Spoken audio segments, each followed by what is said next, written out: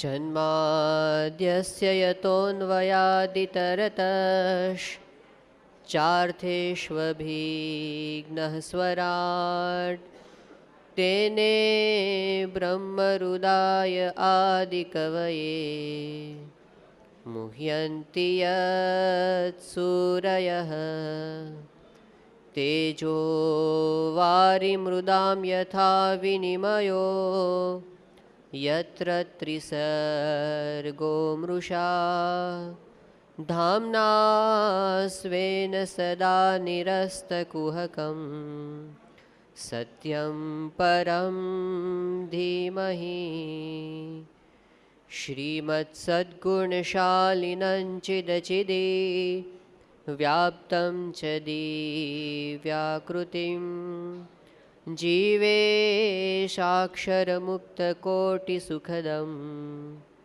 नैकावताराधिपं ज्ञेयं श्रीपुरुषोत्तमं मुनिवरेर्वेदादिकीर्त्यं विभुं तं मूलाक्षरयुक्तमेव सहजा नन्दं च वन्दे सदा। श्री स्वामिनारायण भगवाननी जय। श्री अक्षर पुरुषोत्तम महाराजनी जय। श्री राधा कृष्ण देवनी जय। सियावर रामचंद्र भगवाननी जय। उमापति महादेवनी जय। सद्गुरुदेवनी जय। गुरु हरि प्रमुख स्वामी महाराजनी जय।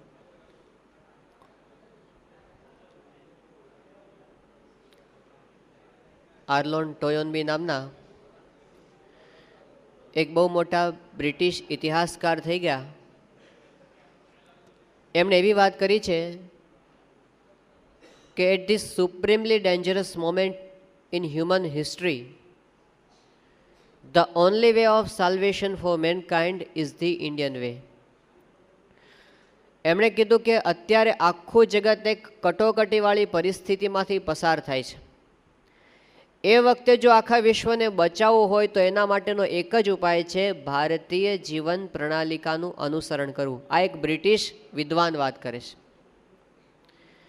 માર્ક ટ્વેઇન નામના અમેરિકન સાહિત્યકાર થયા જે બહુ જ પ્રસિદ્ધ છે અંગ્રેજી સાહિત્યમાં. એમણે વાત કરી છે કે in religion and culture India is a millionaire. આપણે ભલે આર્થિક રીતે ગરીબ હોઈએ પણ ધર્મની અંદર અને સંસ્કૃતિની અંદર ભારત પોતે ગરીબ નથી, એમાં એ ધનવાન છે. અને એની અંદર પશ્ચિમના લોકો ગરીબ છે એવી વાત માર્ક ટ્વેઇને સ્વીકારી છે. મેક્સ મુલર નામના એક જર્મન તત્વચિંતક થઈ ગયા.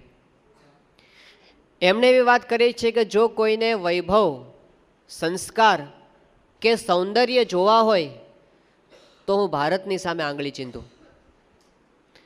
પછી વાત કરે છે કે જીવનમાં કોઈને કંઈક સમાધાન પ્રાપ્ત કરવું હોય, પછી ભલે એણે પ્લેટો કે કાંટની થિયરીનો અભ્યાસ કર્યો હોય તો પણ સમાધાન પ્રાપ્ત કરવું હોય તો હું ભારતની સામે આંગળી ચીંધું. અને પછી કહે છે કે આ યુરોપની અંદર તો આપણે ગ્રીક અને રોમન ફિલોસોફી પ્રમાણે જીવીએ છીએ, પણ જો આપણે આપણા આંતરજીવનને સંવાદી બનાવવું હોય, વૈશ્વિક બનાવવું હોય, પૂર્ણ બનાવવું હોય અને દિવ્ય બનાવવું હોય તો હું ભારતની સામે આંગળી ચીંધું. આ એક જર્મનીનો માણસ વાત કરે છે. આજથી હજારો વર્ષ પહેલાં ભગવાન મનુએ મનુસ્મૃતિની અંદર વાત કરી છે કે એતદ દેશ પ્રસૂતસ્ય સકાશાદ અગ્રજન્મનઃ સ્વમ સ્વમ ચરિત્રમ શિક્ષેરન પૃથિવ્યાહ સર્વમાનવાહ. કે આખી દુનિયાના લોકોને જીવન કેમ જીવવું એ જો શીખવું હોય તો એતદ દેશ પ્રસૂતસ્ય, આ દેશ એટલે કે ભારત દેશમાં પેદા થયેલા મહાન પુરુષોના જીવન સામે જોવું ત્યારે એમને જીવન જીવવાની રીત શીખતા આવડશે. ભારતની અંદર એવું કંઈક છે, જેમ પેલા મુસલમાન કવિએ વાત કરી છે કે યુનાનો મિશ્ર રોમા હૈ મિટ ગયે જહાં સે અબ તક અગર હૈ બાકી नामो निशा हमारा कुछ बात है कि हस्ती मिटती नहीं हमारी सदियों रहा है दुश्मन दौरे जमा हमारा सारे जहाँ से अच्छा હિન્દોસ્તા હમારા, કવિ ઇકબાલની આ કવિતા છે. તો ભારતની અંદર એવું કંઈક છે જે વિશ્વની અંદર બીજે ક્યાંય આપણને જોવા મળતું નથી. એવું ભારતમાં શું છે? તો ભારતની ભૂમિ પર જેવી જીવન જીવવાની ભાવનાઓ છે, એના મૂલ્યો છે, એવા મૂલ્યો આપણને બીજે ક્યાંય જોવા મળતા નથી. ભારતની અંદર જેવી રીતે ભગવાનના અવતારો થયા છે, એવી રીતે ભગવાન સાક્ષાત અવતાર ધારણ કરીને પધાર્યા હોય એવું વિશ્વમાં બીજે ક્યાંય બન્યું નથી.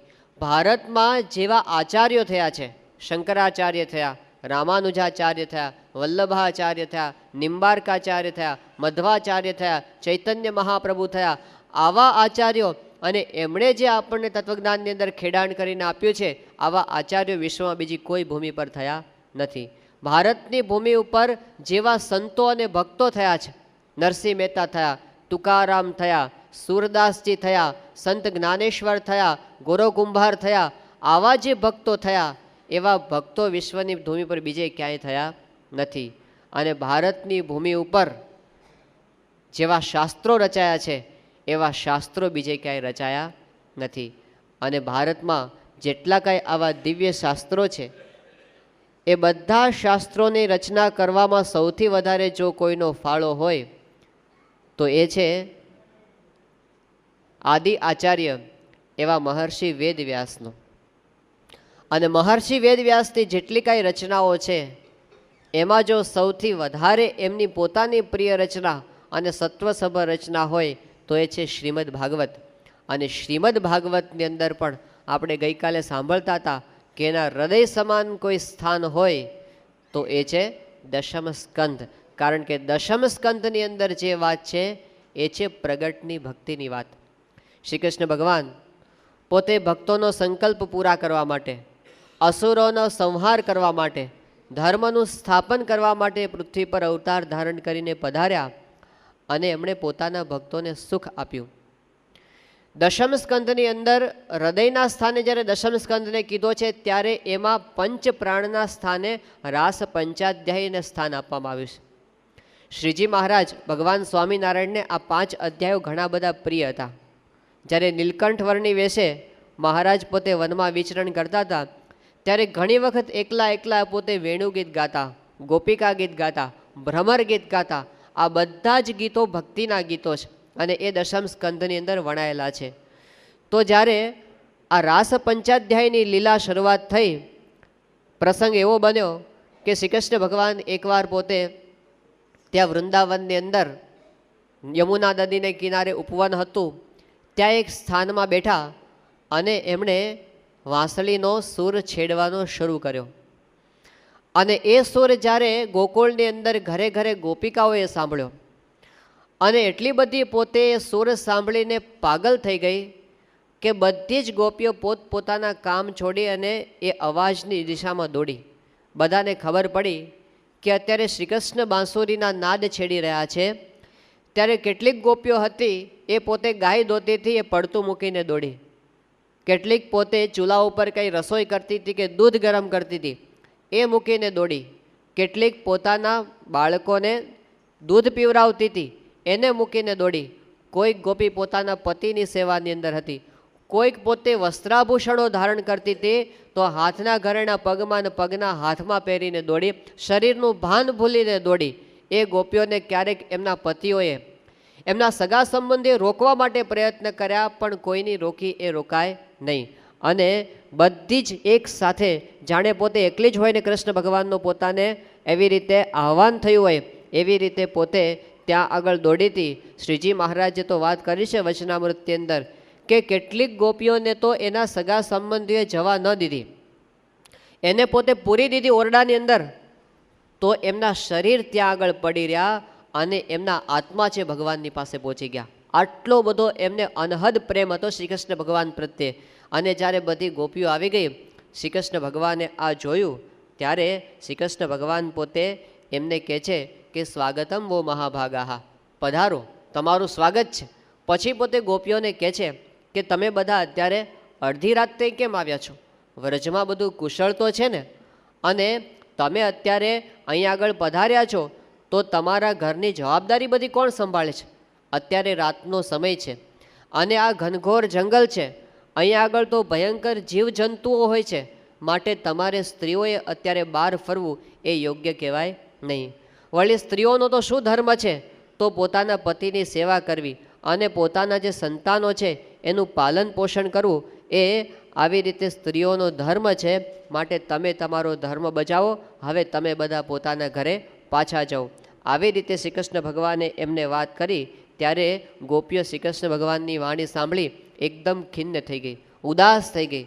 એમની આંખોમાંથી આંસુઓની ધારા વહેવા માંડી અને નિશ્વાસ કાઢવા માંડી. એ ગોપીઓ એક પણ શબ્દ બોલી શકી નહીં, ગદગદ કંઠ થઈ ગઈ. અને પછી એમણે ધીમે ધીમે કૃષ્ણ ભગવાનને વાત કરી કે પ્રભુ તમે અમને એવું કહેશો નહીં, હવે તમને અમને પાછા જવા માટેનું કહેશો નહીં, કારણ કે અમારે ત્યાં તો હવે કંઈ રહ્યું જ નથી, જે કાંઈ છે બધું અહીંયા જ આવી ગયું છે, કારણ કે અમારા પ્રાણ અમે તમને સમર્પિત કરી દીધા છે.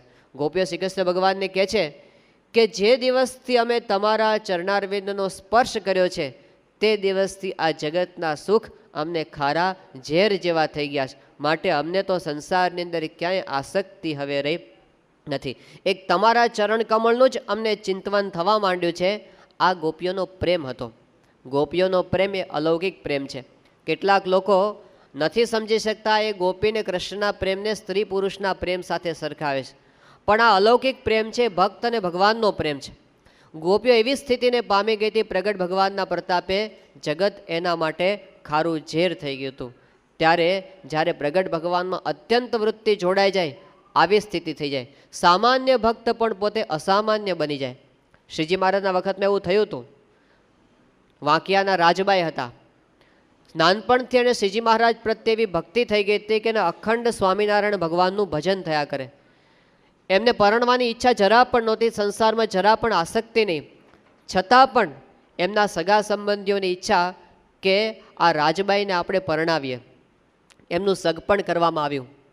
અને જ્યારે એમના શ્વસુર પક્ષેથી જ્યારે એના પર ચૂંદડી આવેલી, ત્યારે પટારા ઉપર ચૂંદડી મૂકીને એની માએ કીધું કે બેટા રાજુ, આ તારી ચૂંદડી આવી છે. ત્યારે રાજબાઈ બોલી, બળી તારી ચૂંદડી. અને એના શબ્દોમાં એટલું સત, રાજબાઈના શબ્દે પેલી ચૂંદડી ભડભડ બળી ગઈ. છતાં પણ ઘરના લોકોને એમ કે એમને સંસારમાં તો આપણે રાખવા, એટલે આગ્રહ કરીને એમને પરણાવીને સાસરે મોકલ્યા. પણ આ રાજબાઈનું સત એવું હતું કે એમનો પતિ એની નજીક આવે ને તો એને રાજબાઈમાં સિંહ દેખાય. તે આવું વારંવાર થયું એટલે એમને થયું કે આ તો કોઈ મુક્તાત્મા છે, આ સંસારના જીવ નથી. એમણે હાથ જોડીને કીધું કે તમારી જેમ ઈચ્છા હોય એ પ્રમાણે કરો. ત્યારે રાજબાઈ પોતે એમણે કીધું કે મારે તો ત્યાગાશ્રમ ગ્રહણ કરવો છે અને મારે તો સાંખ્ય યોગી થઈને રહેવું છે આખી જિંદગી. ત્યારે પોતે ઘરનો ત્યાગ કરી અને ગરડા લાડુબાની જીવબાની સાથે આવીને રહ્યા અને ત્યાં પોતે સેવા કરતા હતા. આખી જિંદગી એમણે એવી રીતે વ્રત રાખ્યું અને શ્રીજી મહારાજને પ્રસન્ન કર્યા કે જ્યારે રાજબાઈનો દેહ ત્યાગ થયો, એમને શરીર છોડી દીધું અને એમને અગ્નિ સંસ્કાર કરવાનો હતો, ત્યારે એમના શરીરને અગ્નિ સ્પર્શ ન કરી શકે. બધાને થયું આવું કેમ થાય છે? ગોપાળાનંદ સ્વામી એનો મર્મ જાણતા હતા. ગોપાળાનંદ સ્વામીએ કીધું કે અગ્નિ છે એ પુરુષ છે. રાજબાઈનું સતીત્વ એવું છે કે અગ્નિની તાકાત નથી કે રાજબાઈના દેહને સ્પર્શ કરે. એને બીક લાગે છે કે હું ક્યાંક અડીશ ને મને શાપ લાગશે તો.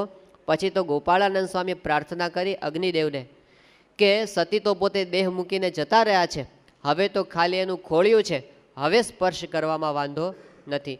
ત્યારે અગ્નિ રાજબાઈના શરીરને સ્પર્શ કરી શક્યો. એક ગામડાની સામાન્ય કાઠિયાણ બાઈ, જેણે પોતે કાંઈ શાસ્ત્રોનો અભ્યાસ નથી કર્યો, જેણે કોઈ હિમાલયમાં જઈને સાધના નથી કરી, એક પ્રગટ ભગવાનની અંદર એની વૃત્તિ જોડાઈ ગઈ અને આવી સ્થિતિ થઈ ગઈ કે જે શાસ્ત્રોમાં આપણને બીજે કંઈ દ્રષ્ટાંત રૂપે પણ જોવા ન મળે. આ તો મૂર્તિમાન બનેલા પ્રસંગો, આજથી 150 વર્ષ પહેલાંનો મૂર્તિમાન ઇતિહાસ છે. તો આવા પ્રસંગો પ્રગટ ભગવાનના સાનિધ્યમાં બને છે, જગત ખારું ઝેર થઈ જાય. પર્વતભાઈ હતા, ગોરધનભાઈ હતા, આ બધા ગૃહસ્થાશ્રમમાં રહેવાવાળા હરિભક્તો હતા, પણ ત્રણેય અવસ્થામાં ભગવાનની મૂર્તિ દેખાય એને જગત સ્પર્શ ન કરી શકે. આવા ભક્તો સંતો બધા કેવા હતા? મુક્તાનંદ સ્વામીએ પોતાના અનુભવની વાત કરી છે કે શ્રીજી મહારાજ મળ્યા પહેલાં મારી પરિસ્થિતિ કેવી હતી અને હવે કેવી છે. એ પોતે કહે છે કે વિષય વાયુ વડે તરણ જેમ ઉડતી માવજી મેરુને તુલ્ય કીધી. હું કેવો હતો પહેલાં? તો તણખલાની જેમ વિષયમાં હું ઉડી જતો હતો, આમ સેજ વાયુની લેરખી આવે અને હું વિષયમાં ઉડી જતો હતો તણખલાની જેમ, પણ હવે તો માવજી મેરુને તુલ્ય કીધી. હવે હું મેરુ તુલ્ય થઈ ગયો છું, વિષયના ગમે એટલા વાવાઝોડા મને સ્પર્શ કરી શકે એમ નથી. આવી સ્થિતિ આ પરમહંસોએ પ્રાપ્ત કરેલી. ત્યારે પ્રગટ ભગવાનના સાનિધ્યમાં આવી આધ્યાત્મિક સ્થિતિ સિદ્ધ થાય છે.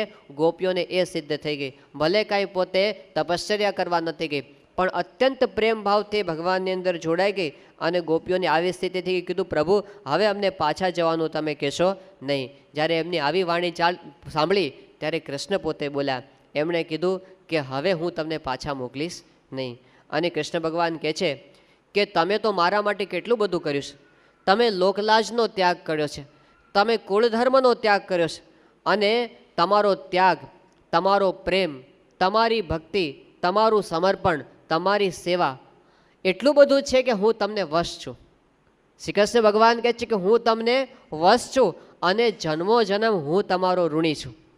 કદાચ તમે સદાચારી છો અને સજ્જન છો એટલે તમે કદાચ એવું માનશો કે કૃષ્ણ ઋણી નથી, પણ તમે નહીં માનો તો હું તો માનવાનો જ છું કે હું તો તમારો ઋણી કાયમ માટે રહેવાનો છું. ગમે તેટલું તમારો કરીશ તો પણ હું તમારું ઋણ ચૂકવી શકવાનો નથી. આ ભગવાનની ભક્ત વત્સલતા છે. આપણે થોડોક એમના પ્રત્યે પ્રેમ હોય તો ભગવાન આપણને વશ થઈ જાય. એ પોતે પછી ભક્તની મરજી પ્રમાણે પોતે વર્તે. એટલા માટે શ્રીમદ ભાગવતના મહાત્મ્ય અધ્યાયની અંદર વાત કરવામાં આવી કે ન તપોભિ ન વેદેશ્ચ ન જ્ઞાને નાપી કર્મણા હરેર્હિ સાધ્યતે ભક્ત્યા પ્રમાણમ તત્ર ગોપિકા. ભગવાન છે તપથી વશ થતા નથી. ન તપોભિ ન વેદેશ્ચ, વેદના અભ્યાસથી પણ નહીં, ન જ્ઞાને ન, જ્ઞાનથી પણ નહીં, અને કર્મથી પણ નહીં. તો કેવી રીતે?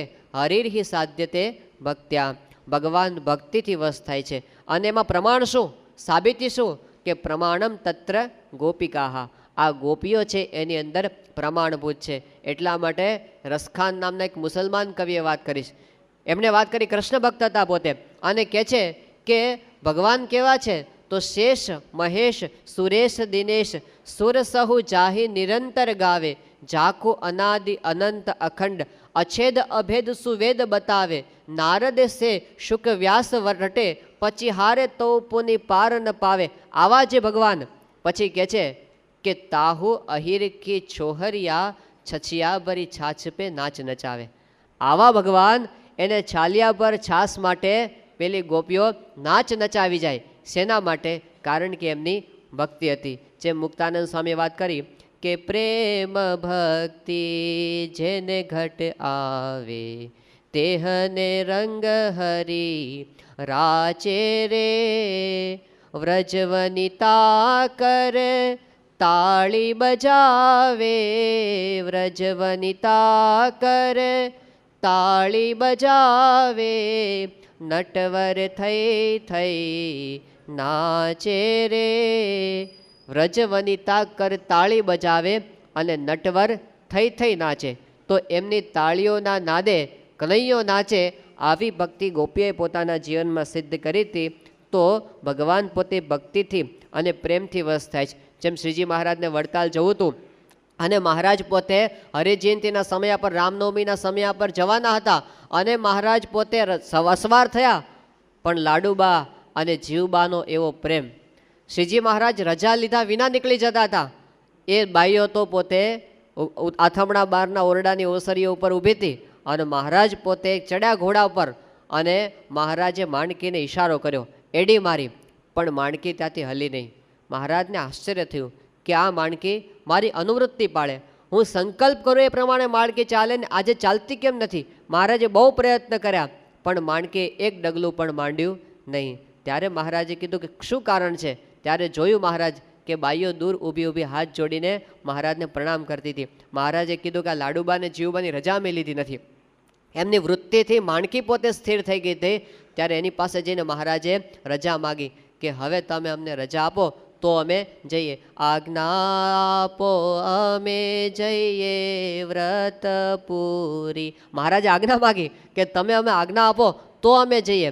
જાઓ પ્રભુ રામ નવમી નથી દૂરી. પછી એમને રજા આપી કે હવે તમે મહારાજ જાઓ, અને મહારાજ ત્યારે નીકળી શક્યા. બાકી તો એમની વૃત્તિથી પેલી ઘોડી પણ આગળ ચાલી શકી નહીં. તો ભગવાન બીજા કોઈ બંધનથી બંધાતા નથી, એ પ્રેમરૂપી દોરીથી બંધાય છે. ગોપીઓએ આવી રીતે ભગવાનને બાંધી દીધા હતા. પછી ભગવાને ગોપીઓ સાથે જે વિહાર કર્યો એનું વર્ણન આ દશમ સ્કંધના 29, 30, 31, 32 અને 33માં અધ્યાયની અંદર આવે છે.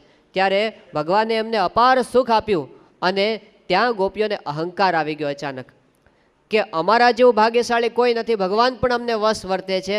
અને જ્યાં અહંકાર આવ્યો ભગવાન અદ્રશ્ય. એ જ વખતે ભગવાન અદ્રશ્ય, ગોપીઓ વિરહ વ્યાકુળ થઈ ગઈ અને તાપની અંદર બળવા માંડી, ભગવાનની લીલાઓ સંભાળવા માંડી અને પ્રાર્થના કરવા માંડી કે પ્રભુ તમે ક્યાં છો. બહુ સંભાળે છે ભગવાનને. એ વખતે ગોપિકા ગીતનું ગાન એમણે કર્યું. પછી આગળ જતાં એમણે જોયું કે એક જગ્યાએ ભગવાનના ચરણારવિંદ એમણે જોયા, છાપ, અને એની સાથે કોઈક એક ગોપીના છાપ એને જોયા. ત્યારે એને થયું કોઈક એક ગોપીની સાથે ભગવાન પોતે એકાંતની અંદર આપણને મૂકીને જતા રહ્યા છે. એ કોણ છે?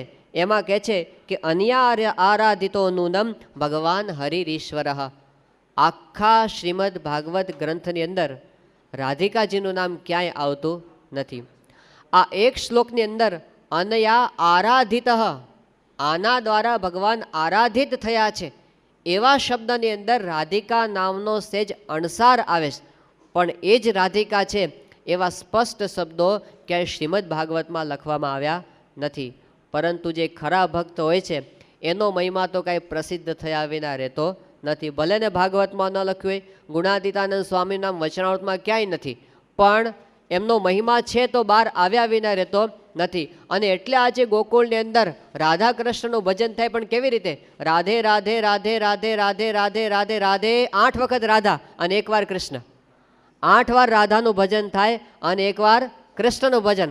રાધે બિન કૃષ્ણ આધે, એવું કહેવાય કે એમના વિના તો ભગવાનનો મહિમા પણ અધૂરો ગણવામાં આવે છે. તો આટલો અનન્ય ભક્તનો મહિમા છે ભાગવતની અંદર. આ સ્થાને રાધિકાજીના નામનો સેજ ઉલ્લેખ માત્ર આવે છે, એમના જેવું લાગે સ્પષ્ટ ઉલ્લેખ નથી.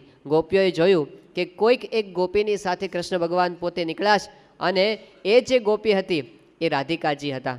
રાધિકાજી કૃષ્ણ ભગવાને એને લઈને આગળ જતા હતા અને એને અહંકાર આવ્યો કે હું એકલી કેવી ભાગ્યશાળી અને મારા જેવું બીજું કોઈ નહીં અને ભગવાન મને વશ વર્તે. અને જેવો અહંકાર આવ્યો એણે પોતે કીધું કૃષ્ણ ભગવાનને કે મને ચાલી ચાલીને હવે થાક લાગી ગયો છે, એટલે તમારે જો મને લઈ જવી હોય તો તમારા ખભે બેસાડો, હું ચાલી શકું એમ નથી. હકીકતમાં થાક નહોતો પણ અહંકાર હતો. ભગવાન પોતે સમજી ગયા અને કીધું કે તમે જરા આ ખભા ઉપર બેસો, હું નીચે બેસું છું. અને જેવા રાધિકાજી બેસવા ગયા ભગવાન અદૃશ્ય એની આગળથી પણ નીકળી ગયા અને એમણે કલ્પાંત આદર્યું કે ભગવાન ક્યાં જતા રહ્યા. અને એ પોતે વિરહની અંદર બળતા હતા. ત્યાં પેલી બધી ગોપીઓ એમને શોધતી શોધતી ત્યાં આગળ આવી અને રાધિકાજી એમને મળ્યા. બધાએ ભેગા થઈ અને ભગવાનની સ્તુતિ કરી અને એમની પ્રાર્થના સાંભળી અને ભગવાન એ ગોપીઓના મંડળની વચ્ચે પાછા પ્રગટ થયા. અને પછી યમુનાના કિનારે મહારાસનો પ્રારંભ ભગવાને પોતે કર્યો. આ રાસ સંબંધી ઘણા બધા ભજનો ભક્ત કવિઓએ લખ્યા છે અને એની સ્તુતિ પણ બહુ આપણે ત્યાં કરવામાં આવે છે. કહેવાય છે કે ભગવાને શરદ પૂર્ણિમાની એ રાત્રિ એને એક વર્ષ જેટલી લાંબી કરી દીધી અને એટલું અપાર સુખ આ ગોપીઓને બધાને આપ્યું. અને પછી રાસલીલા કરી અને ત્યાર પછી એ બધા ગોપીઓ સાથે ભગવાન પોતે યમુનાજીની અંદર વિહાર કર્યો અને પછી ઉપવનની અંદર પોતે ફરતા હતા. આ બધું વર્ણન જ્યારે સુખદેવજીએ પરીક્ષિતની પાસે કર્યું ત્યારે પરીક્ષિત રાજા છે ને એ પોતે ઊંડા ઉતરી ગયા. ભગવાનની લીલામાં આનંદ થવો જોઈએ પણ એ પોતે થોડા મૂંઝવણમાં પડી ગયા અને એમણે કીધું સુખદેવજીને કીધું કે ભગવાન તો પોતે ધર્મના સ્થાપન માટે પૃથ્વી પર અવતાર ધારણ કરે છે, ત્યારે આવા જે ભગવાન એમણે પોતે અધર્મનું આચરણ કેમ કર્યું, પર સ્ત્રીનો સંગ એમણે કેમ કર્યો? આવી રીતે જ્યારે સુખદેવજીને પરીક્ષિતે પ્રશ્ન પૂછ્યો ત્યારે આપણા બધા ભક્ત કવિઓ કહે છે કે પ્રેમની વાત શુણની પરીક્ષિત, સવળી સમજણ નવ લીધી રે, સમજીને સુકમુનિએ રસને છપાડ્યો, સમજીને સુકમુનિએ રસને છપાડ્યો, મોક્ષની રીત કહી દીધી રે. સુખદેવજીએ જાણ્યું કે પરીક્ષિતને આ ડોઝ પચ્યો નથી, આ એને ભારે પડ્યું છે. આ વાત આ મનુષ્ય લીલા ભગવાનની એની અંદર એમને દિવ્યભાવ રહ્યો નથી. એ કૃષ્ણ અને ગોપીઓના સંબંધને લૌકિક સંબંધ સમજે છે, એ હજી સમજી નથી શક્યો. આજની તારીખે એવું થાય છે, પરીક્ષિત કરતાં પણ ખરાબ દશા આજના કેટલાક આધુનિક લેખકોની થઈ ગઈ છે. અને એ લોકો લેખ લખે કૃષ્ણ મારી નજરે, એનો અધિકાર શું છે લખવાનો? તમારી નજરે જોવાનો. કંઈ ખબર નથી, આધ્યાત્મિક માર્ગનો એકડો નથી, અને પછી લખે છે કૃષ્ણ મારી નજરે. અને રોમિયો અને જુલિયટ જેવા સંબંધોએ આ બધાના કૃષ્ણ અને રાધિકાના લખી નાખે છે. તો આપણી શું પરંપરા છે? આનો અધિકાર હોવો જોઈએ ભગવાનના ચરિત્રોને સમજવા માટેનો. એટલે શ્રીજીમાં જે વચનાવતની અંદર લખ્યું કે સત્શાસ્ત્ર છે સત્પુરુષ થકી સમજવા, અસત્પુરુષ થકી સમજવા નહીં. એ તો પછી આવી રીતે ગમે તેમ કરીને એના અર્થ કરી નાખે. શાસ્ત્રના શબ્દોને ઊંધી તલવારે પણ ચલાવી શકાય એમ છે. તો આની અંદર તો કેવો ભાવ છે? સામાન્ય રીતે સમજીએ તો આપણને ખબર પડે કે એમાં દેહ ભાવ જ નહોતો ગોપીઓને. જ્યારે પોતે કૃષ્ણને મળવા માટે નીકળી ત્યારે એના આભૂષણો પહેરવાનું ભાન નથી રહ્યું. જો દેહ ભાવ હોય ને તો દેહની સજાવટ વધારે કરે. ગોપીઓને તો પોતાના શરીરનું ભાન પણ રહ્યું નથી. એ દેહભાવથી પર થઈ ગઈ છે. બીજું શું આપણને દેખાય છે કે ગોપીઓ કહે છે કે ભગવાનના સ્પર્શથી અમારે જગતના સુખ ખારા ઝેર જેવા થઈ ગયા છે. લોકમાં કેવું થાય કે જો ખરેખર વાસનાયુક્ત સંબંધ હોય તો એમાં તો જેમ વિષય ભોગવે એમ વાસના વધતી જાય. અહીં તો ભગવાનના સ્પર્શથી જગતની વાસના ટળી ગઈ છે. આ અલૌકિક સંબંધ છે. જગતની અંદર કાંઈ એવું કોઈ દિવસ સ્ત્રી પુરુષના સંબંધમાં થતું નથી. અહીં થાય છે. આ અલૌકિક સંબંધ છે. એનાથી આગળ વધીને સામાન્ય રીતે સમજી શકાય વસ્તુ છે કે આ વખતે કૃષ્ણ ભગવાનની ઉંમર ખાલી 10 વર્ષની છે. 10 વર્ષનો બાળક અમથોય નિર્દોષ હોય. આજના ટેલિવિઝનનો યુગ આવી ગયો છે, પણ 5000 વર્ષ પહેલાં તો કેટલો નિર્દોષ હોય.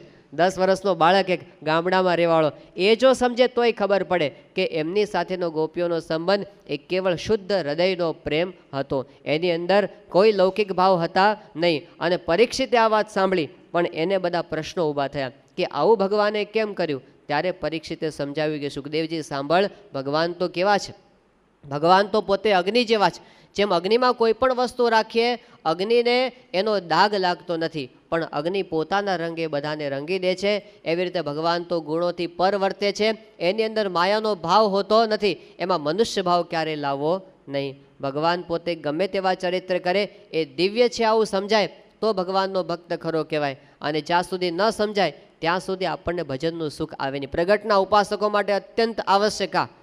પરોક્ષની અંદર દિવ્ય ભાવ રાખવામાં કોઈને પ્રશ્ન થતો નથી, પણ જ્યારે નજર સામે જે ભગવાનનું સ્વરૂપ વિચરણ કરતું હોય એની અંદર જો આપણને દિવ્ય ભાવની દ્રઢતા ન કરી હોય તો ડગલે ને પગલે મનુષ્ય ભાવ આવી જાય. કારણ કે માણસની જેમ જ વિચારવાના, આપણી જેમ ખાય પીવે હરે ફરે. શ્રીજી મહારાજ તો કહે છે હારે અને જીતે.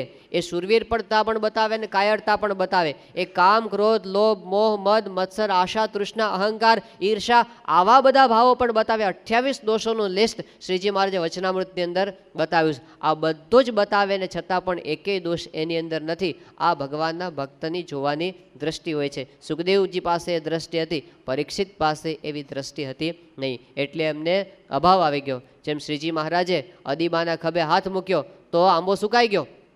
આંબા શેઠે આ જોયું અને એમને મનુષ્યભાવ આવી ગયો અને એ પોતે આવતા બંધ થઈ ગયા. શ્રીજી મહારાજે કીધું મુક્તાનંદ સ્વામીને કે આંબો કેમ સુકાઈ ગયો છે? કે મહારાજ તપાસ કરવી પડશે. અને મુક્તાનંદ સ્વામી ત્યાં ગયા. આંબા શેઠને કીધું કે કેમ નથી આવતા? એમણે કીધું કે મહારાજ જુવાન, અદીબા જુવાન અને ખભે હાથ મૂકી આમે જોયું. મુક્તાનંદ સ્વામી કે આપણે જેમ કીડી અને મકોડા સ્ત્રી પુરુષની અંદર આપણે નોખા નથી પાડી શકતા, એમ પુરુષોત્તમ નારાયણની દ્રષ્ટિએ તો આપણે બધા કીડા મકોડા જેવા જ છીએ. માટે એમને કોઈ ભેદભાવ હોતો જ નથી.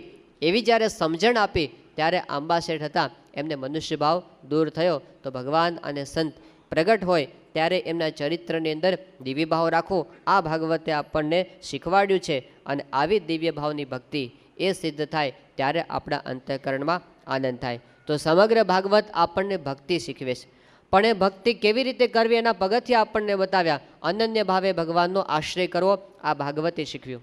એ આશરાની અંદર નિષ્કામ ભાવ રાખવો એ ભાગવતે શીખવાડ્યું. એ આશરાની અંદર જે કાંઈ સ્વભાવ આપણને નડે છે એને ટાળવા એ ભાગવતે આપણને શીખવ્યું.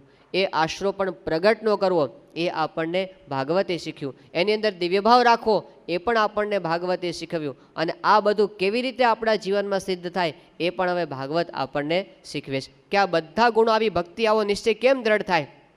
તો શ્રીમદ ભાગવતની અંદર એ વાત પહેલા સ્કંદથી તે છેલ્લા સ્કંદ સુધી એક ધારી બતાવવામાં આવી છે, અને એ છે કે એવા સંત મળે તો આ બધા જ ગુણો આપણી અંદર સિદ્ધ થતા હોય છે. સંતની અંદર જેમ સુખદેવજી હતા તો પરીક્ષિતનો મોહ દૂર થયો. પરીક્ષિતને પોતાને જ્યારે મૃત્યુનો ભય લાગ્યો હતો તો એ પોતે ક્યાં ગયા? સંતને શોધવા માટે ગયા, અને એવા સમર્થ સંત એને પ્રાપ્ત થયા તો એનો મોક્ષ એણે કરી દીધો. સંત ન મળે ત્યાં સુધી મોક્ષની પ્રતીતિ ક્યારે આવતી નથી. બાકી તીર્થસ્થાનોમાં ઘણા લોકો જતા હોય છે, પણ ભાગવત પોતે વાત કરે છે કે તીર્થસ્થાનમાં જવાથી જે ફળ થાય છે એના કરતાં અનંત ગણું ફળ સંતના ચરણમાં થાય છે. કારણ કે 68 તીર્થ એ સંતના ચરણારવિંદની અંદર. પરીક્ષિત પોતે તીર્થ ન પકડ્યું પણ એમણે સંત પકડ્યા, અને એવા સંતને પકડીને પોતે મોક્ષને પામ્યા. તો સૌથી અગત્યની વસ્તુ સંત છે એ ભાગવતે આપણને સમજાવ્યું. ભાગવતના 9મ સ્કંદની અંદર આવી વાત આવે છે કે પેલો ભગીરથ હતો, એણે ભગીરથ પ્રયત્ન કર્યો ગંગાનું અવતરણ કરવા માટે, અને એની તપશ્ચર્યાથી ગંગા પોતે પૃથ્વી પર આવવા તૈયાર થઈ ગયા. પણ પછી ગંગાએ કીધું કે હું પૃથ્વી પર આવીશ, આખી દુનિયાના પાપી લોકો મારી અંદર પોતાનું પાપ ધોઈ નાખશે, પછી મારી અંદર તો પાપ ઘણું બધું ભેગું થશે, તો મારું પાપ કેવી રીતે ધોવાય? ત્યારે એને જવાબ આપે છે ભગીરથ કે સાધવો ન્યાસિના સંત બ્રહ્મિષ્ઠા લોકપાવના હરંત્ય અગમ તે અંગ સંગાત તેષુ આસ્તે અગભિત ધરીહી. કે જે આવા મહાન સંત છે, બ્રહ્મનિષ્ઠ છે, લોકને પાવન કરનારા છે, એના શરીરના સ્પર્શથી તું પાવન થઈ જઈશ. 1987ની સાલમાં પ્રમુખ સાહેબ મહારાજ જ્યારે ઉત્તરાખંડની યાત્રામાં ગયા હતા ત્યારે ઋષિકેશની અંદર ચિદાનંદ સ્વામીએ સ્વામીશ્રીના સ્વાગતની અંદર આ શબ્દો વાપર્યા હતા કે આવા જે સંત છે તો તીર્થોને તીર્થત્વ આપવા માટે જતા હોય છે. એ જ્યાં પોતે જઈને ઊભા રહે સ્થાન તીર્થરૂપ થઈ જતું હોય છે, અને તીર્થની અંદર જેટલા કંઈ પાપ ધોવાયા હોય આ સંતના સંગથી એ શુદ્ધ થઈ જાય છે. તો સંતનો આટલો બધો પ્રતાપ, એ જ્યાં જાય ત્યાં બધે પવિત્રતા અને પુણ્ય વ્યાપી જતા હોય છે. 10મ સ્કંદની અંદર શ્રી કૃષ્ણ ભગવાન પોતે વાત કરે છે કે સંત તો પોતે તીર્થ કરતાં તો અધિક છે જ, પણ મૂર્તિ કરતાં પણ અધિક છે. મંદિરની અંદર ભગવાનની મૂર્તિ, આપણે એની તો આરતી કરીએ છીએ, આપણે એને થાળ ધરાવીએ છીએ, આપણે એને સોનાના સિંહાસનમાં એ મૂર્તિને પધરાવી સાક્ષાત ભગવાનનું સ્વરૂપ છે એમ સમજીને, પણ શ્રી કૃષ્ણ ભગવાન કહે છે કે એ ભગવાનની મૂર્તિ કરતાં પણ પ્રગટ સંત અધિક. ન યમયાને તીર્થાની ન દેવા મૃચ્છિલામયા તે પુનંતી ઉરુકાલેન દર્શનાદ એવ સાધવ. એ મૂર્તિ તો ઉરુકાલે એટલે કે ઘણા કાળે આપણને પવિત્ર કરે, દર્શનાદ એવ સાધવ. સંતના તો દર્શન માત્રથી આપણું અંતઃકરણ પવિત્ર થઈ જાય. આ સંતનો મહિમા શ્રીમદ ભાગવતમાં શ્રી કૃષ્ણ ભગવાન પોતાના મુખે કહે છે, પછી બતાવે છે કે આવા જે સંત છે એના સંગે મોક્ષનું દ્વાર ઉગાડું થાય છે. પ્રસંગમજરમ પાશમ આત્મનઃ કવયો વિદુઃ સ એવ સાધુ સુકૃતો મોક્ષદ્વારમ અપાવૃતમ. 3જા સ્કંદની અંદર માતા દેવહૂતિ અને કપિલ દેવજીના સંવાદની અંદર આ વાત કરી, અને એ જ વાત 5મ સ્કંદની અંદર ભગવાન ઋષભદેવ પોતાના પુત્રને કરે છે. ઋષભદેવ પોતે ભગવાનનો અવતાર છે, પણ પોતાના સંતોને શું બતાવે છે કે તમે સંત પાસે જાઓ. ભગવાન પણ સંતની સામે આંગળી ચીંધે, આ તો હદ થઈ ગઈ ને. એ કહે છે કે મહત સેવામ દ્વારમાહુર્વિમુક્તે તમો દ્વારમ યોષિતામ સંગી સંગમ. મહત સેવા દ્વાર આહુર વિમુક્તે હે. મોટા પુરુષની સેવા છે એ મુક્તિનું દ્વાર છે, માટે એનું સેવન તમે કરો. ત્યારે ભગવાન છે એ પણ સંતની સાથે આપણને જોડે, અને એવા સંતમાં જોડાય ત્યારે આપણને મોક્ષની પ્રતીતિ આવે કે દેહ છતાં મારું કલ્યાણ થયું છે. એવા ભક્તો આજે આપણને દેખાય છે. જેમ પ્રભુદાસ લાલાજી હતા, કેફની મૂર્તિ, આ મખણ આનંદની અંદર હોય, ધંધામાં ખોટ જાય તો એમને પ્રતીતિ છે કે મારું કલ્યાણ થઈ ગયું છે. જેમ પેલા ઠેકરિયાના છગન હરિજન હરિભગ, પણ આનંદ એનો એવો કે દુનિયાનો બાદશાહ હોય એવો. આપણે વીરચંદભાઈ મોદી છે ત્યાં મહેસાણાની અંદર, એ પણ અખંડ છકની અંદર. લંડનની અંદર પેલા અરુણભાઈ છે, એ પણ એના જેવા અરુણકુમાર. અને આફ્રિકાની અંદર શાંતુભાઈ. આ બધા માટે વિવેક સાગર સ્વામી કહે છે કે વગર પીધે પીધેલા છે બધા, વગર પીધે પીધેલા અખંડ કેફમાં જ પોતે ફરતા હોય કે આપણને કોણ મળ્યા છે એ આનંદ ક્યારે એમનો ઓછો થાય નહીં. તો સંતના દર્શનથી આ મોક્ષની પ્રતીતિનો આનંદ આવતો હોય છે. અને એના કરતાં પણ મોટી વાત ભાગવત આપણને શું કરે છે કે સંતની કૃપાથી ભગવાન વશ થઈ જાય. કેટલી મોટી વાત! એક માણસને વશ કરી શકાતો નથી. આપણા ઘરની અંદર 5 સભ્યો હોય અને બધા આપણને વશ વર્તે એવું બને છે? માણસને પણ વશ કરી શકાતો નથી. આ તો કે છે ભગવાન વશ થઈ જાય. કેવી રીતે? ન રોધયતિ મામ યોગો, યોગથી તો વશ થતા નથી. ન રોધયતિ મામ યોગો ન સાંખ્યમ ધર્મ એ વચ. એ કહે છે કે આ યોગ, સાંખ્ય અને ધર્મ એ બધાથી તો હું વશ કરી શકાતો નથી. ન રોધયતિ મામ યોગો ન સાંખ્યમ ધર્મ એ વચ ન સ્વાધ્યાય તપસ્ત્યાગો. સ્વાધ્યાય પણ નહીં, તપ પણ નહીં, ત્યાગ પણ નહીં, નિષ્ઠાપૂર્તમ ન દક્ષિણા. તમે મકાનો બંધાવો, સ્કૂલો બંધાવો એનાથી પણ નહીં, અને દક્ષિણાથી પણ નહીં. વ્રતાની, વ્રતથી પણ નહીં, યજ્ઞથી પણ નહીં, છંદાંસી એટલે કે વેદોના અભ્યાસથી પણ નહીં. કે છે કે તીર્થાની, તીર્થ કરવાથી પણ નહીં, નિયમથી પણ નહીં, યમથી પણ નહીં. તો કેવી રીતે? યથાવરુંધે સત્સંગ સર્વસંગાપહો હિમામ. બસ તમે સત્સંગ કરો તો હું તમને વશ થઈ જઈ. સત્સંગ એટલે સત્પુરુષનો સંગ. એ જો આપણે મન કર્મ વચને કરે, ભગવાન કહે છે કે હું તમને વશ થઈ જઈશ. આ એમનું વરદાન છે. અને કેટલા વશ થઈ જાય છે? 9મ સ્કંદમાં ભગવાન કહે છે કે અહમ ભક્ત પરાધીન. ભગવાન પોતે ભક્ત પરાધીન છે. અહમ ભક્ત પરાધીન, હું આવા ભક્તને પરાધીન થઈને વર્તું છું. આ કેટલી ઊંચી પદવી! દુનિયાના બાદશાહ થવા કરતાં પણ મોટી પદવી આ છે કે ભગવાન આપણને પરાધીન થઈને વર્તે, એવા વશ વર્તે. પણ ક્યારે? સંતનું સેવન કરીએ, ભગવાન કહે છે કે હું વશ થઈ જાઉં છું. એટલે માટે આપણે તે કહેવામાં આવ્યું છે, ગુરુ ગોવિંદ દોનો ખડે કિસકો લાગુ પાય, બલિહારી ગુરુદેવ કી જિસને ગોવિંદ દિયો બતાય. બસ ગુરુનું સેવન કરો તો ગોવિંદ આપણને વશ થશે. એટલા માટે એવા સંતની અંદર જોડાવાની વાત કરી. એવા સંતને રાજી કરતો ભગવાન રાજી થાય. જેમ નાનું આપણી પાસે એક જ ચોકલેટ હોય અને બાપ અને દીકરો બંને સામે ઊભા હોય, તો આપણે ચોકલેટ કોને આપવાની? બાળકને આપો તો પપ્પા રાજી થઈ જાય, કારણ કે એને એનામાં હેત છે. એમ ભગવાનને સંત વાલા છે. તો આપણે સંતને કંઈક કરીએ તો ભગવાન પોતે વાલા. યોગીજી મહારાજ કહેતા કે આપણે એના બાપુજીને આપણે હાર પહેરાવીને છોકરાને લાફો મારીએ તો પેલો બાપ રાજી ન થાય. એમ આપણે ભગવાનનું પૂજન કરીએ અને સંતોનો દ્રોહ કરીએ તો ભગવાન રાજી થતા નથી. કારણ કે એમને સંત વાલા છે. અને કેટલા બધા વાલા છે કે સાધવો હૃદયમ મહ્યમ, સાધુનામ હૃદયમ તો અહમ, મદ અન્યતે ન જાનંતી, નાહમ તેભ્યો મનાગપી.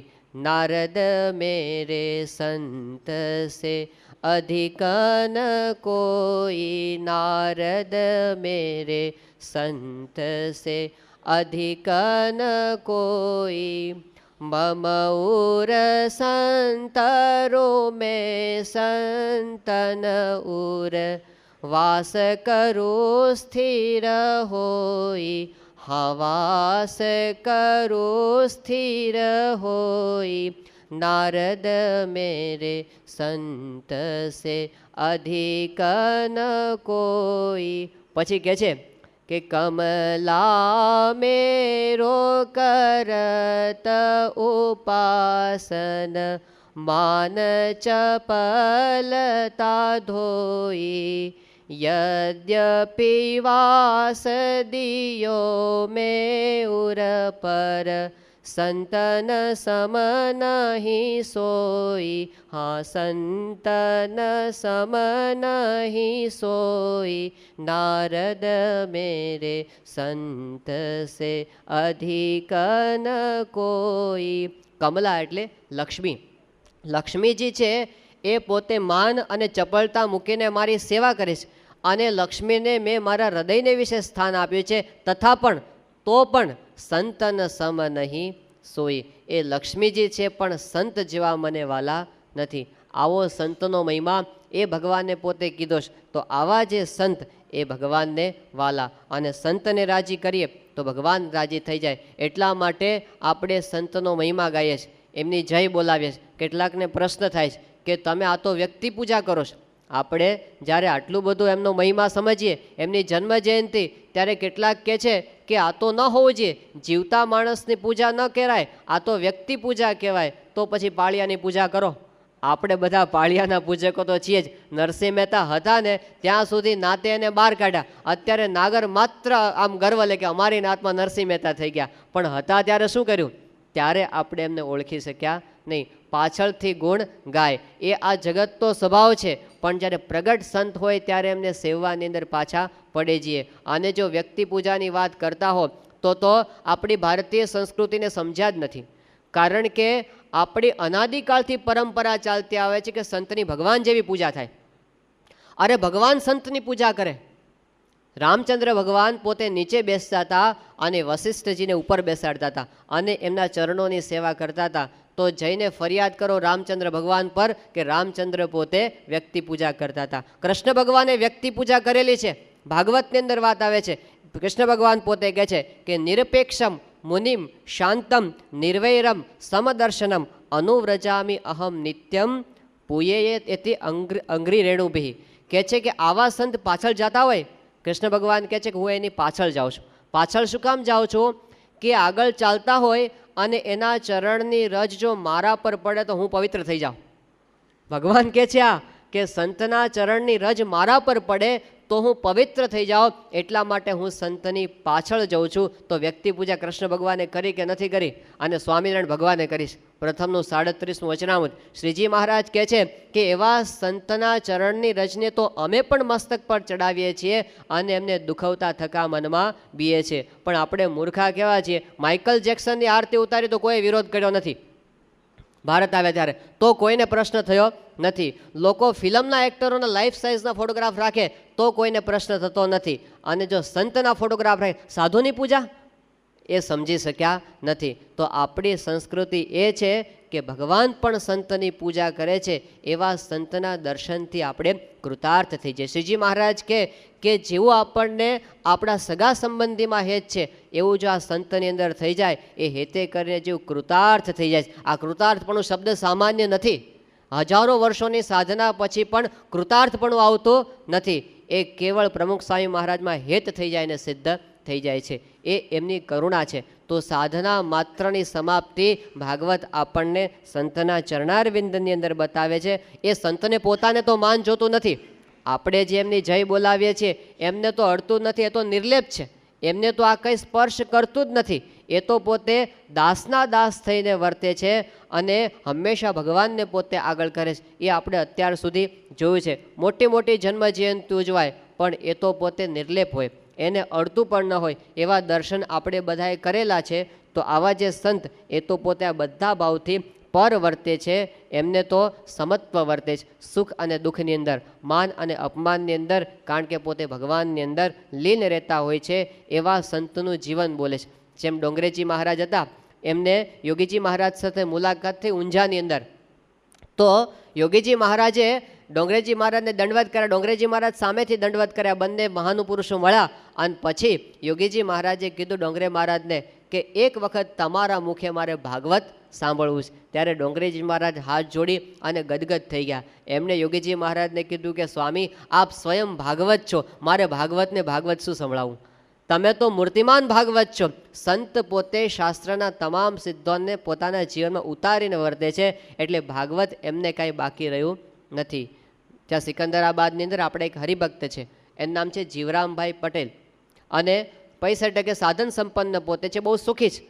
તો ડોંગરેજી મહારાજના એ પ્રથમ પંક્તિના શિષ્ય, એમની બહુ એમને સેવા કરેલી. છેક છેલ્લે સુધી એમનો સમાગમ અને સેવા પોતે કરવામાં હાજર હતા. અહીં નડિયાદની અંદર જ જ્યારે ડોંગરેજી મહારાજ છેલ્લે બીમાર હતા ત્યારે પણ એમની પાસે પોતે હાજર. અને એમણે ડોંગરેજી મહારાજને કીધું કે આપની તો અત્યારે પરિસ્થિતિ એવી છે કે તમે દેહ રાખો એમ લાગતું નથી અને તમે જશો પછી અમારું શું થશે? એ વખતે ડોંગરેજી મહારાજે કીધું કે જીવરામભાઈ, આ કળીકાળની અંદર સમાગમ કરવા જેવા સત્પુરુષ એકમાત્ર પ્રમુખ સ્વામી મહારાજ છે, એની પાસે તમે જજો. અને પોતે અત્યારે નિષ્ઠાવાન ભક્તરાજ પોતે છે. તો બધાને એમનું જીવન બોલે છે. એટલે મોટા મોટા સંતો જે સાધનાના માર્ગે ચાલ્યા છે એમને અનુભવ થાય છે કે આ પુરુષ એ સિદ્ધિની કોઈક ઉચ્ચ સ્થિતિને પામેલા છે, કારણ કે એની અંદર તો ભગવાન બિરાજમાન છે. ત્યારે ભાગવત એવા સંતના ચરણારવિંદની અંદર આપણું મન રાખવાનું કે છે. અમે સારંગપુરમાં તો સંત સ્વામીના દર્શન કરેલા છે. સંત સ્વામી એટલે એવા પુરુષ કે જેને દેહભાવ આટલો ન અડે. એ અખંડ આત્મસ્થિતિમાં વર્તનારા પુરુષ. એ જ્યારે એમની છેલ્લી બીમારીમાં એમને હાર્ટ એટેક આવેલો હતો, એમની કિડની ખલાસ થઈ ગઈ હતી અને એ પરિસ્થિતિની અંદર પણ પોતે અખંડ આત્માની વાતો કરતા હતા. અને એને સહાનુભૂતિના બે શબ્દોની પણ અપેક્ષા નહીં એવી અલગારી સ્થિતિમાં વર્તનારા પુરુષ આખી જિંદગી ખુમારીથી વર્ત્યા હતા. એ સંત સ્વામી પોતે છેલ્લે જ્યારે બીમારીમાંથી આમ સેજ આમ સારું થયું અને પોતે ઊભા થઈ ગયા એકદમ કે સંતો બધા આવો તમને વાત કરવીશ. અને બધા સંતો આજુબાજુ ભેગા થઈ ગયા. સંત સ્વામી શું વાત કરે? સંત સ્વામી કે આપણે શ્રીજી મહારાજનો ઉત્સવ ઉજવ્યો, 200મી જયંતિ ઉજવી, ગુણાતીતાનંદ સ્વામીની 200મી જયંતિ ઉજવી, યોગીજી મહારાજની 100મી જયંતિ આપણે ઉજવી. એ બધા પુરુષો છે ને પ્રમુખ સ્વામી સામે બેઠા હતા કે આ પુરુષમાં પ્રગટ છે અને આમને તમે સેવી લેજો, એમને ક્યારેય ઓશિયાળા કરતા નહીં. આ સંત સ્વામીનો છેલ્લો ઉપદેશ સંતો માટે હતો. એ આપણા બધા માટે છે કે આવા સંત જ્યારે પ્રગટ હોય ને એમને ઓશિયાળા ન કરવા, પણ એમને એમનો અંતરનો રાજી પ્રાપ્ત કરી લેવો. કારણ કે એ જો આપણી સાથે છે તો બધું જ છે અને એ રાજી તો ભગવાન રાજી, અને ભગવાન રાજી તો પછી જીવનમાં બીજું કાંઈ પ્રાપ્ત કરવાનું રહેતું નથી. તો પ્રસન્નતા ભગવાનની પ્રાપ્ત થાય એના માટેનો ઉપાય એ છે કે ગુરો રંગરી પદ્મે મનશ્ચે ન લગ્નમ તતઃ કિમ તતઃ કિમ તતઃ કિમ તતઃ કિમ. શંકરાચાર્ય કહે છે કે આવા ગુરુના ચરણારવિંદમાં જો મન નથી અર્પણ કર્યું તો પછી ગમે તેટલી સંપત્તિ પ્રાપ્ત કરી તો પણ શું, ગમે તેટલી વિદ્યા અભ્યાસ કર્યો તો પણ શું, ગમે તેટલું માન સન્માન પ્રાપ્ત કર્યું તો પણ શું, એનો કોઈ અર્થ નથી. ત્યારે છેલ્લું લક્ષ્ય એ આપણને ભગવાનના આવા સંત છે એવું ભાગવત બતાવે છે. એ ભાગવતની અંદર આપણે જોડાઈ જઈએ તો આપણે પણ એ સંતની જેવી સ્થિતિ પ્રાપ્ત કરી શકીએ. કારણ કે શ્રીજી મહારાજે કીધું છે કે જો આપણે એવી સ્થિતિ પ્રાપ્ત ન થઈ હોય પણ એ સંતના ચરણમાં પડ્યા રહીએ અને 5 ખાસડા મરે તો પણ ખસીએ નહીં, 5 ખાસડા આપણને રોજ મારે તો પણ જો આપણે ખસીએ નહીં તો જેવી પ્રાપ્તિ એ સંતને થાય છે એવી પ્રાપ્તિ આપણને થાય. સહજાનંદ સ્વામી મહારાજની જય, સ્વામિનારાયણ ભગવાનની જય. તો એવી આપણે સિદ્ધ કરી શકીએ એ મહારાજ સ્વામીના ચરણોમાં પ્રાર્થના.